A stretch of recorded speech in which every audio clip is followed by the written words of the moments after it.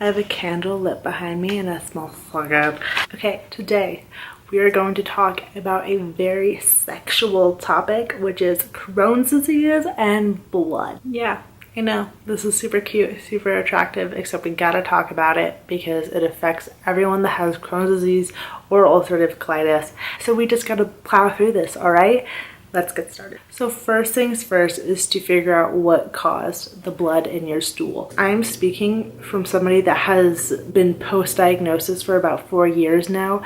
Seeing blood in my stool could be a sign of a flare or stress or something I ate or whatever, but in that particular moment, I have to figure out what caused this. And so I have a couple tips for you. So I highly recommend keeping a food journal or just being very aware of what you're eating. If you have just been diagnosed, I do recommend keeping a food journal for at least a month straight so you figure out patterns of what you eat. If you are just aware of what you're eating, I think that could suffice. Like for example, I love spicy food. I am Asian, all right? I have spiciness running through my veins and I can just inhale an entire bowl of kimchi, okay? But as much as I love spicy food doesn't love me. It really breaks my heart. I'm really bitter about it. We're just gonna move on. But figuring out what foods upset you is very important. If you go weeks without experiencing any issues, and that's amazing. Look at your food journal to see if there's a pattern within that. Maybe the meals that you had contain less amount of dairy or gluten or a particular kind of vegetable or a particular kind of spice. When you do have blood in your stool, make sure to mark the dates. For me, I just go 2 days, and if I have blood in my stool after 2 days, that's when I call the doctor and say, hey, something's wrong, we need to have a bunch of tests done. If it's just 1 to 2 days or just one bowel movement, that might not be as big of a deal as something that's lasting multiple days. However, talk to your doctor about that. Again, as you continue on with your disease and learn more about it, you will figure out what you are comfortable with. So maybe if just one bowel movement with blood in it is a concern for you, then speak to your doctor by all means. There's also a difference between bright blood and dark blood. If there is dark blood, that's when you should contact your doctor immediately.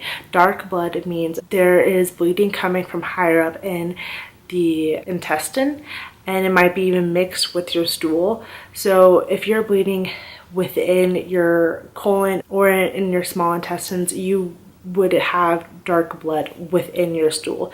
If you have bright blood in the water, in the rim of the bowl, that isn't as big of an issue because that could be very closer to the actual anus, meaning that you could have a fissure, you could have hemorrhoids, you could just have been going to the bathroom a lot and it's very irritated, so now there's a little bit of blood. That is a very superficial issue. So those are the moments where, you know, if I'm bleeding like that for just 1 to 2 days, that's not a big deal for me. If there's dark blood, I do contact my doctor immediately. When you are bleeding or you're having a lot of bowel movements, you need to stock up on your electrolytes. So I'm not just saying water in general. I always have a stock of these Gatorade bottles in my refrigerator at all times. When I have those bowel issues, I typically drink at least 2 a day. You really just want to hydrate your body so it could heal itself a lot faster than when it's dehydrated, obviously. If you don't like that, I know that a lot of grocery stores sell water with added electrolytes. Okay, so you guys probably knew all of that. These are just 3 things that I have found really helpful for me that make me feel very comfortable whenever I have blood in my stool, and I notice that when I do these things, it helps my body recover and I don't bleed as much or as long as I wouldn't have that. One is to drink bone broth.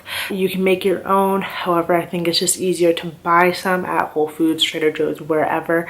But bone broth is known for helping the immune system and healing your gut from the inside out. If you have a flare, a super upset stomach, and you don't really feel like eating anything, bone broth is a great way to get your sodium, which you need when you are dehydrated, but it also has a lot of properties to heal the gut from the inside out. Two is that when you have moments of bright blood, Epsom salt baths mixed with essential oils really help relax your body and relax your intestines. They're called sitz baths. I don't think I pronounced that right at all, but it's essentially where you sit in water just in the buttocks region. You fill up the tub about 4 inches and you just sit there, and it's supposed to help your body relax. Adding Epsom salt and essential oils like lavender oil, eucalyptus.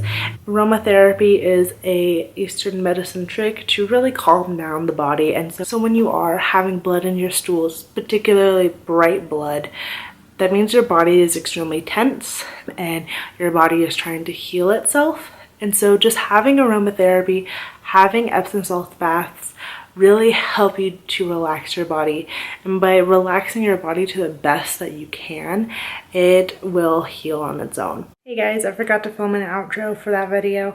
Again, I just want to say that if you are uncomfortable with any of these tips, really they're just meant to make you feel better.